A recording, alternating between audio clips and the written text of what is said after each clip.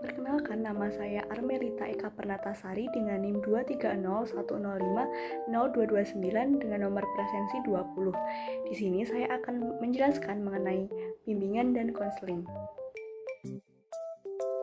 Jadi di sini saya akan menyampaikan mengenai latar belakang perlunya bimbingan dan konseling di sekolah. Bimbingan dan konseling diperlukan di sekolah karena siswa seringkali mengalami masalah yang berkaitan dengan perkembangan emosional, sosial, dan akademis. Pendidikan tidak hanya soal penguasaan pengetahuan, tetapi juga soal pengembangan kepribadian dan karakter siswa. Oleh karena itu, BK hadir untuk membantu siswa mencapai perkembangan yang optimal dalam berbagai aspek. Selanjutnya mengenai pengertian, persamaan, dan perbedaan bimbingan dan konseling. Bimbingan adalah proses membantu individu agar dapat memahami dirinya dan lingkungannya sehingga mampu mengambil keputusan yang tepat. Sedangkan konseling adalah proses lebih intensif yang melibatkan interaksi antara konselor dan siswa untuk membantu siswa menyelesaikan masalah spesifik atau krisis. Untuk persamaannya yaitu keduanya bertujuan untuk membantu siswa berkembang dengan baik, sedangkan perbedaannya bimbingan lebih bersifat preventif dan umum, sedangkan konseling lebih bersifat remedial dan individual. Selanjutnya, mengapa sih guru membimbing? Jadi, guru diharapkan membimbing siswa agar mereka dapat mencapai potensi maksimalnya. Guru memiliki tanggung jawab tidak hanya dalam pengajaran, tetapi juga dalam membentuk karakter, moral, dan keterampilan sosial siswa. Guru dapat memberikan bimbingan dalam hal pengembangan diri, akademik, maupun karir siswa di masa depan. Selanjutnya ada urgensi BK dan kedudukan BK. Yang pertama, urgensi BK. BK penting karena membantu siswa mengatasi hambatan dalam belajar, mengembangkan diri, serta memahami potensinya. Sedangkan kedudukan BK yaitu BK memiliki posisi penting dalam sistem pendidikan formal. Dalam struktur sekolah, BK adalah bagian dari program yang mendukung pengembangan siswa secara menyeluruh. 3 wilayah atau bidang dalam penyelenggaraan pendidikan formal. Yang pertama yaitu bimbingan pribadi sosial. Di sini dapat membantu siswa dalam hal pengembangan kepribadian dan keterampilan sosial. Yang kedua ada bimbingan akademik, membantu siswa dalam mengatasi masalah akademis dan mengoptimalkannya prestasi belajar. Yang ketiga yaitu bimbingan karir, membantu siswa mengenali minat, bakat, dan aspirasi masa depan mereka. Selanjutnya ada keunikan dan keterkaitan tugas guru dan konselor. Guru lebih berfokus pada pengajaran akademik, sementara konselor lebih berfokus pada membantu siswa mengatasi masalah non-akademik yang dapat mempengaruhi pembelajaran mereka. Namun, keduanya harus bekerja sama untuk memastikan siswa mendapatkan dukungan yang menyeluruh. Lalu ada tujuan, fungsi, dan orientasi BK. Tujuannya yaitu membantu siswa dalam mengembangkan potensi diri, mengatasi masalah, dan membuat keputusan yang baik. Lalu ada fungsi. Di sini fungsinya terdapat 3 yaitu preventif, pengembangan, dan perbaikan. Lalu ada orientasi, di mana terpusat pada perkembangan siswa secara menyeluruh baik secara fisik, mental, maupun emosional. Lalu, asas-asas dan prinsip-prinsip BK. Yang pertama ada asas kerahasiaan, di mana informasi yang diperoleh dari siswa harus dijaga kerahasiaannya. Yang kedua ada asas kesukarelaan. Konseling harus dilakukan atas dasar kesukarelaan siswa. Yang ketiga ada asas kekinian. BK harus memberikan bantuan yang sesuai dengan situasi saat ini. Lalu yang terakhir ada asas keterbukaan, di mana baik guru maupun siswa harus saling terbuka dalam komunikasi. Di sini, meskipun saya bukan calon guru BK, pengetahuan tentang BK dapat diterapkan dalam berbagai aspek sebagai guru kelas di sekolah dasar. Yang pertama, fungsi BK dalam kelas. Guru bisa menerapkan fungsi BK dalam mencegah masalah dengan menciptakan lingkungan belajar yang positif dan mendukung. Misalnya, guru dapat mengadakan kegiatan-kegiatan yang membantu siswa mengembangkan keterampilan sosial maupun emosional. Yang kedua ada orientasi BK. Dengan orientasi BK yang berfokus pada pengembangan siswa secara menyeluruh, guru dapat lebih peka terhadap perubahan perilaku atau masalah yang mungkin muncul pada siswa, serta memberikan perhatian pada perkembangan emosional siswa, bukan hanya hasil akademis. Lalu selanjutnya ada ASES BK. Guru dapat menerapkan asas BK seperti keterbukaan dan kerahasiaan dalam hubungan dengan siswa. Guru perlu menciptakan lingkungan di mana siswa merasa aman untuk berbicara tentang masalah mereka tanpa takut dihakimi atau informasi mereka dibocorkan. Yang terakhir ada pengembangan diri dan sosial siswa. Dalam memberikan bimbingan pribadi sosial, guru bisa memfasilitasi kegiatan yang membantu siswa untuk mengenali dirinya sendiri, bekerja sama dalam kelompok, dan belajar memecahkan masalah secara mandiri.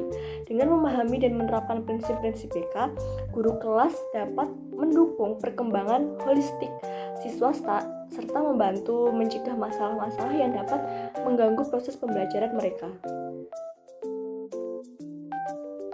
Selanjutnya, guru yang berkualitas memiliki beberapa ciri. Yang pertama, berdasarkan kompetensi profesional, menguasai materi pelajaran yang diajarkan dan selalu berusaha memperbarui pengetahuan serta keterampilannya. Yang kedua yaitu kemampuan pedagogi, mampu merancang, melaksanakan, dan mengevaluasi proses pembelajaran yang efektif. Juga harus memahami perkembangan anak untuk menerapkan metode pembelajaran yang sesuai. Yang ketiga yaitu kompetensi kepribadian, di mana menunjukkan sikap sabar, adil, bijaksana, teladan, moral. Guru yang berkualitas menjadi panutan bagi siswa dalam perilaku dan sikap sehari-hari. Lalu ada kompetensi sosial, di mana mampu berkomunikasi dengan baik kepada siswa, orang tua, maupun sesama rekan kerja. Lalu ada perhatian pada pengembangan kepribadian siswa. Selain mengajar, seorang guru berkualitas harus mendukung perkembangan emosional, sosial, dan moral siswa. Nah, hal-hal apa saja sih yang akan dilakukan agar kegiatan bimbingan dan konseling ini bisa dilaksanakan dengan baik? Yang pertama yaitu membangun hubungan yang akrab dan aman. Anak-anak SD perlu merasakan nyaman untuk berbicara dengan guru tentang masalah mereka. Dengan membangun kepercayaan, siswa akan lebih terbuka. Yang kedua yakni mendeteksi dini masalah siswa, memantau perkembangan siswa secara individual agar dapat mendeteksi dini masalah emosional atau akademis. Lalu bekerja sama dengan konselor sekolah.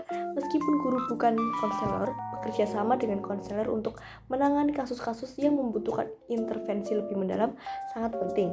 Lalu menyediakan ruang untuk diskusi dan curhat, memberikan waktu khusus misalnya melalui jam bimbingan atau sesi pertemuan pribadi untuk mendengar siswa yang mungkin membutuhkan dukungan lebih. Yang terakhir ada menanamkan pendidikan karakter. Melalui pelajaran dan interaksi sehari-hari, guru bisa menanamkan nilai-nilai positif seperti kedisiplinan, kerjasama, dan tanggung jawab. Memahami karakter peserta didik sangat penting karena setiap siswa memiliki latar belakang, kebutuhan, dan cara belajar yang berbeda. Dengan memahami karakter mereka, guru dapat menyusun metode pembelajaran yang efektif, di mana menyesuaikan gaya pengajaran dengan kebutuhan individual siswa. Lalu membantu siswa mengatasi masalah. Siswa yang memiliki kesulitan belajar atau masalah pribadi mungkin memerlukan pendekatan yang berbeda dari siswa lainnya. Lalu menciptakan lingkungan belajar inklusif. Menyadari keberagaman karakter siswa memungkinkan guru menciptakan suasana kelas yang nyaman dan mendukung bagi semua siswa. Jadi beberapa karakter yang perlu dipahami adalah kepribadian. Misalnya, apakah siswa introvert atau ekstrovert? Apakah mereka lebih suka bekerja sendiri atau berkelompok? Lalu dilihat dari gaya belajar. Apakah mereka lebih suka melalui visual, audio, ataupun kinestetik. Lalu kebutuhan emosional. Siswa mungkin menghadapi tekanan dari rumah atau lingkungan sehingga guru harus peka terhadap tanda-tanda stres atau kecemasan lainnya. Lalu ada minat dan bakat. Memahami minat siswa membantu guru memberikan pelajaran yang relevan dan menarik. Untuk cara memahaminya bisa dilakukan dengan yang pertama observasi, mengamati perilaku siswa dalam berbagai situasi, baik di dalam maupun luar kelas. Lalu ada komunikasi terbuka, berbicara langsung kepada siswa, baik secara formal maupun non-formal tentang perasaan dan kebutuhan mereka. Selanjutnya ada melibatkan orang tua, mendapatkan informasi dari orang tua tentang perilaku anak di rumah dan latar belakang keluarganya.